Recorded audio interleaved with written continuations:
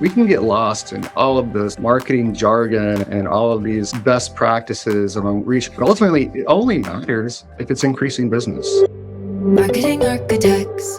Hello, and welcome to the Marketing Architects, a research-first podcast dedicated to answering your toughest marketing questions. I'm Elena Jasper. I run the marketing team here at Marketing Architects, and I'm joined by my co-hosts, Angela Voss, the CEO of Marketing Architects, and Rob DeMars, the Chief Product Architect of Misfits and Machines. Hello. Hi, guys. Got a hankering to talk media today for some reason. Ooh, it's a juicy one. You're in luck, Rob, because we're joined by a special guest, Ron Blevins, our Vice President of Media at Marketing Architects. Thanks for joining us, Ron. We're back with our thoughts on some recent marketing news, always trying to root our opinions in data, research, and what drives business results. We asked Ron to join us today to break down a surprisingly controversial marketing topic, and that is media quality. Media quality is a term that's used often in digital, but it really applies to any media channel. Media quality is defined as the degree to which an ad environment meets the advertiser's objective in reaching and engaging with their audience effectively and safely. So this might include viewability, brand safety, or user experience. Just like you would evaluate the quality of a meal, marketers should evaluate the quality of the media they're buying to ask, is this worth the price that I'm paying? And I found a great work article to tee us up today. It's from Mark Gildeman, and it's called How a Better Understanding of Media Quality Can Help Unstick Culture. I'm sure we've all felt the amount of repetitive content in our lives in recent years. We're surrounded by reboots, sequels, and spin-offs. And Mark believes one driver of this is media quality. Historically, marketers faced a simpler media landscape with more predictable quality metrics. So brands could take more creative risks without the fear of ineffective reach. And that's no longer the case. We have more channels than ever before, some issues with viewability and fraud, trouble measuring attention, so there's a disconnect between media metrics and quality. In response, brands have turned to more safe, derivative content and media channels to mitigate their risk. But the problem with this is that brands start to do the same thing as everyone else. And how can you gain a competitive advantage if you're buying the same media channels the same way as your competition? But if you branch off, how do you also ensure you maintain media quality? So, Ange, I know that you're very passionate about this media quality debate. You have a history with it. You've brought it up on the podcast before. Before we chat with Ron, does this article track with what you've experienced with brands and their media quality decisions? Yeah, I don't fully align with all of the author's thoughts in terms of the correlation on a quote unquote stuck culture and how media is measured, but we definitely experience the debate around media quality. I think the definition of the word quality across various channels is where the topic can go off the rails a bit. I know, Ron, you're already shaking your head, so I'll try not to steal all your thunder. But like when we think of quality media in digital, we might be largely trying to avoid bots and MFA, made for advertising sites, fraud, et cetera, like you had mentioned, Elena, which is a very real concern, of course, for digital marketers. And we don't want to underplay that. When marketers come into television, we have to sort of reset what quality means, as the concerns around fraud aren't zero, but they're much, much less, right? And there's even the age-old thought that like only Prime Day parts or premium programming could be considered quality. And that's where the argument just completely falls apart. Unlike a marketer that is only measuring audience or is looking at viewability metrics, we as an agency have a plethora of data that shows where sales are generated. And that presents a very different view that ultimately can be a massive unlock for both scale and performance for brands. And I agree with you on the connection in the article. I also felt like, I don't know how much I agree with this, but it was really hard to find something to tee up this conversation with, just to be honest, because it's not like a big topic online. And I think it's because there's such set belief systems when it comes to media quality that it was really hard for me to find like some sort of news or article or opinion piece on it. And that's why I think it's exciting that we're going to talk about it today. And we brought Ron on the podcast because there's just not a lot of information out there for marketers. And I don't think it's as big of a topic, especially outside of digital. Like digital, we can all agree that you need to be wary of where your ad's placed. But outside of that, I think the debate's interesting. So Ron, thank you again for joining us. I think it's important that we start with your background before we begin this media quality conversation, because your media experience is highly relevant to this debate. So could you tell us a little bit about your background and how it might have shaped your viewpoint of media quality before you came to Marketing Architects? I've spent time across what I would call like the entire media marketplace, meaning the media agency side, the buying side, the advertiser or client side, and then finally the publisher or selling side. So actually selling to agencies and advertisers. And so that in itself really gives me some pretty unique insight into how the game's played. And I've been doing that for the past 25 or so years. The majority of the time was spent with a couple of Omnicom media shops and at the holding company level of Omnicoms. Now, I've had experience with all of the media channels, whether that be local and national television or video, radio/audio, digital, search, display, site integration type of programs, out of home, and then print as well, both from a strategy perspective and then also the investment side.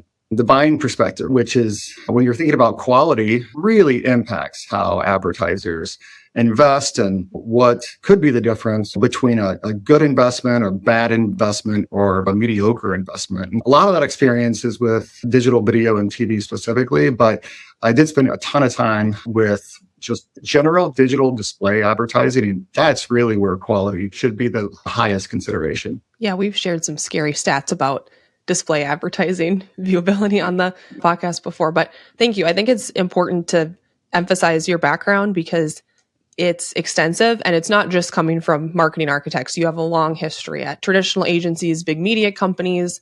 So you have, I'd say, a holistic view of the media quality debate. But after all those years, all that experience, you joined Marketing Architects, and we aren't your typical media shop or typical agency. So how has your perspective of media quality changed after you joined MA? That's a great question. A group of us were just talking about this earlier this week. Katrina and I, we both started roughly the same time and both came from super traditional general advertising backgrounds. We were both super skeptical, actually, about the ability to get quality media in the opportunistic market. And that was something that I had a little experience with DRTV, but the vast majority was buying guaranteed audience campaigns. So TRPs, all of that within television in the upfront and scatter markets. And that's all I knew. And frankly, everyone that I had worked with up into that time, that's all we all ever know, right? Is that's how the marketplace operates. This is how you buy media. These are the important things to look at. It had been proven and done over a number of years, best practices and all of that. But after being here for 5 years and seeing what's possible, I just go back to those days and I'm kicking myself for not trying something different, because when we would negotiate these upfront deals, there was so much time and effort that went into it. The networks generally have all of the leverage, right? They have the supply, it's limited, and there's significant demand. We were just trying to mitigate year-over-year price increases. That's ultimately what our negotiations were. And it always was tough to go back to your clients and saying, after 4 months of intense negotiations, we were able to mitigate your rate of change to only 5%. That never felt like a win to me. It always felt like a loss. And then when I started to see different ways of approaching media procurement, that's what I went back to. Like, that's what we should have been doing a long time ago. My perspective has definitely changed on the media landscape in general, how the game's played, and really what's possible. That's so interesting. I love hearing the story of where you've been and how we've been able to bring new perspective. We love those superpowers living within the walls of the agency, so we appreciate that you learned it here. I think we could even slap a contrarian corner label on that viewpoint, right, guys? Cue that music. I think it's time for a contrarian corner. The lines are drawn, who's right, who's wrong. We use AI-fueled media placement. It's not exclusively upfront, scatter, or remnant. And would you agree, Ron, like a brand can get access to high quality, high viewership, let's just use that for quality for this definition, media, without the traditional cost that's typically attained through maybe an upfront negotiation? The only thing that we have to keep in mind is if you're just a little bit flexible with both where you want to be or placements, and you are okay not being exactly on budget every single month, the value you can get is unbelievable. So for those of us that are not into media day to day, so that would be myself, the term opportunistic, how do you define that? Basically, it's placing buys anytime up from a month before they run to a week before they run. I'll get into this a little bit later. It's all about how the marketplace operates that creates tremendous opportunity to get those things because there's a ton of inventory float for a variety of reasons. And it doesn't mean that it's good or bad inventory. It's inventory. They haven't been able to sell or was canceled. And that's what you go in and buy. Because it's a distressed asset, you can pay much less for it. So it really works in our client's favor. Yeah, Rob, we're going to get into details of that because that's where a lot of the media quality comes to a head.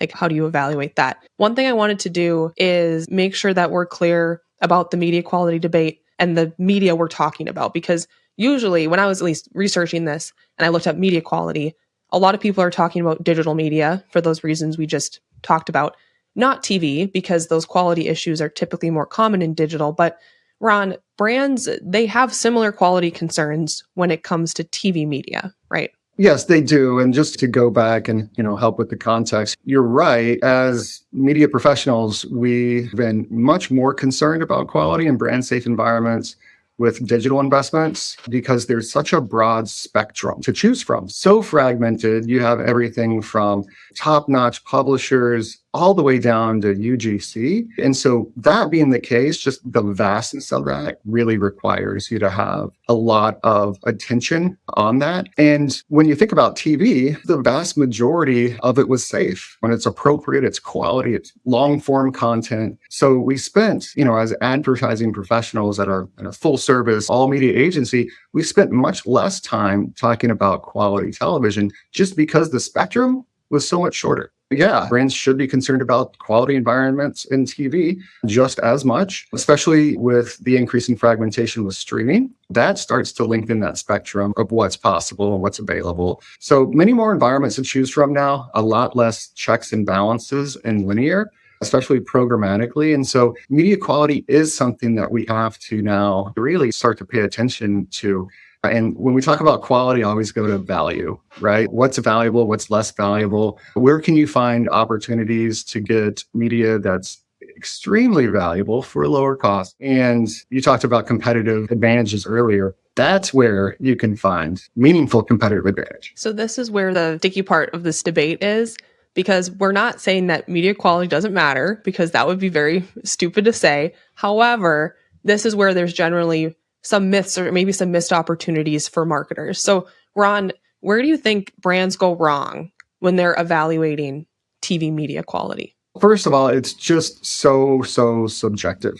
And we don't really see common definitions of what constitutes quality for even one marketer to another marketer. Just like we've been talking about, it's a hard conversation to get your head around. But I would say that the most common misconception, and the same one that I had when I joined, is that quality inventory can only be purchased in the upfront or scatter market, and low cost equals low quality. It's just not true. There's a lot of people who have an interest in keeping that misconception going. If you think of it from a logical perspective, it just doesn't make any sense. As a media person, has any media buyer out there ever purchased media that wasn't cancelable in some form or fashion, right?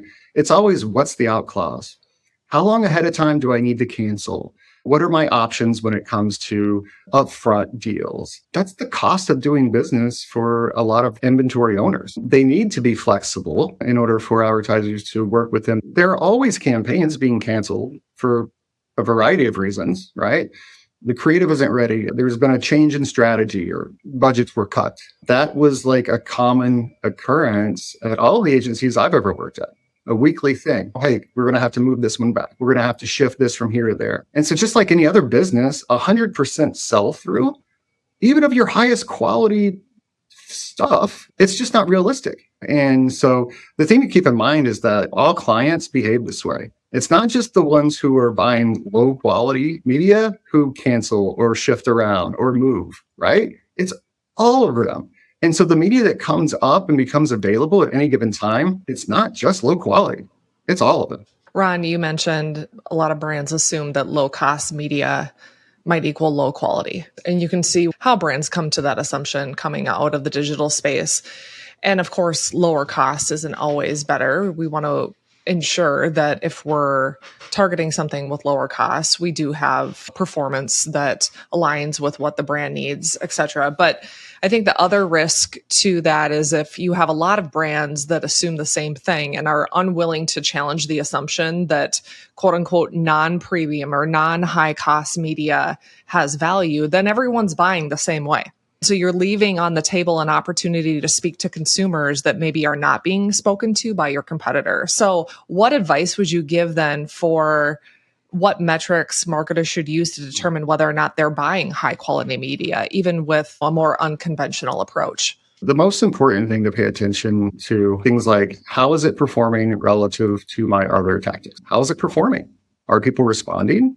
If so, there's value there. And is it more valuable than other things that I may be paying more for?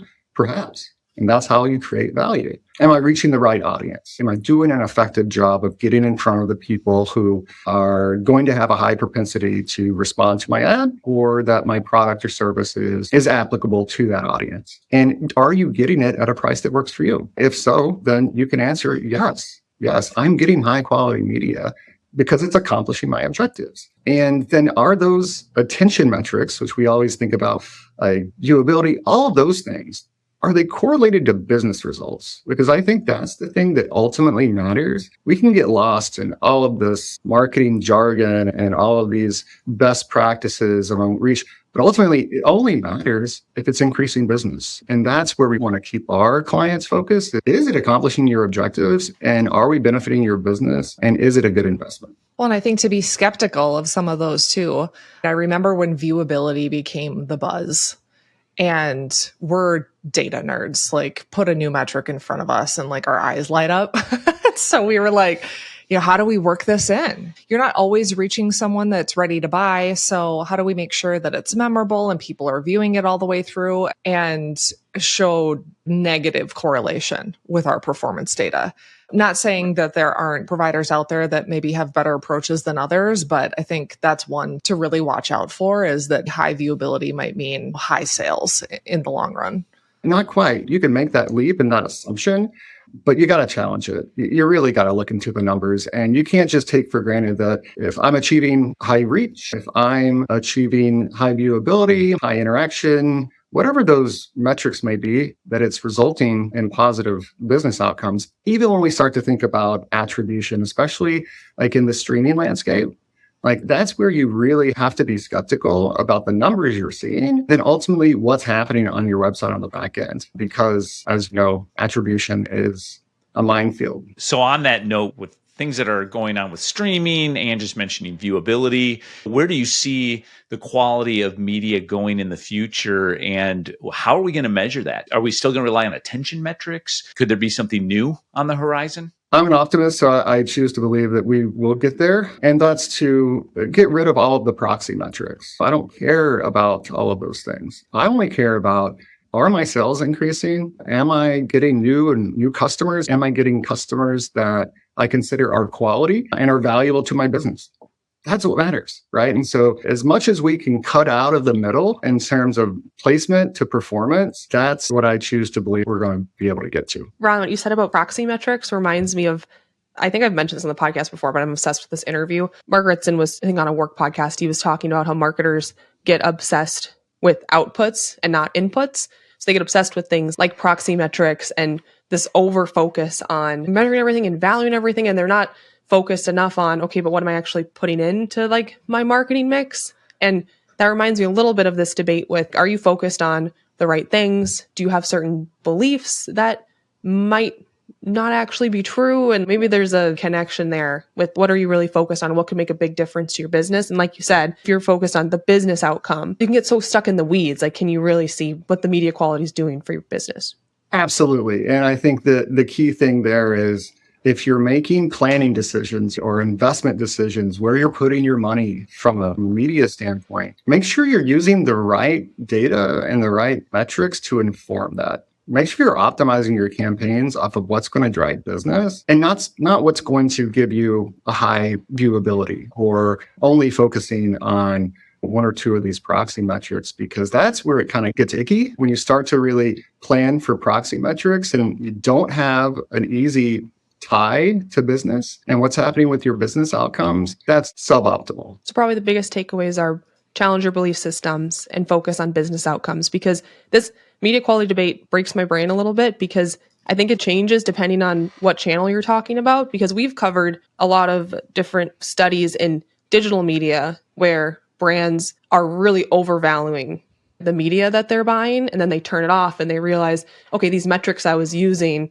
to prove that this was working, they weren't aligned with my business results. So you have like one problem with digital, but then we go over to traditional, and we're seeing with marketers sometimes the other problem, which is they're overvaluing certain types of media and thinking that, oh, this media must be lower quality because it's low cost. So not easy for a marketer. You have to like challenge your belief systems. And I guess the simplest thing is, what's actually driving a result for my business? Interrogate the data and make sure that you're making decisions based on quality data. And that data is linked to ultimately what's good for your business, for sure. I saw a cartoon on LinkedIn this morning showing the popularity between comforting lies versus unpleasant truths in the marketing world. It was just like, oh, it's so true.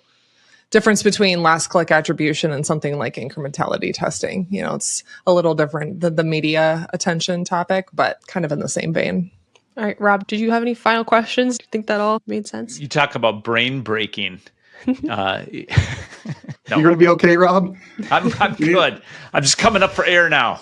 Okay, It was good. heavy. I mean, it's just a lot of math and word problems in this conversation. So Well, Rob, I've got something you'll like more than those questions. To wrap us up here, I want to talk about something we each believe is undervalued. So maybe something outside of media, since we've just broken our brains on that debate. But Ron, let's start with you. What's something you think people undervalue? The Waffle House. The Waffle House is so much value. You're always going to get a good meal. It's usually in a place that you need it, right? So I travel a lot for various athletic things with my children. So you can always rely on the Waffle House. So that's undervalued. what's your go-to at the Waffle House? Oh, you get breakfast all day. Hash browns, Nice. eggs over medium. Solid. Rob, what's yours? I'm actually going to go back to media just for a second, but maybe a little from the consumer perspective. Netflix. All right. Bear with me for a minute.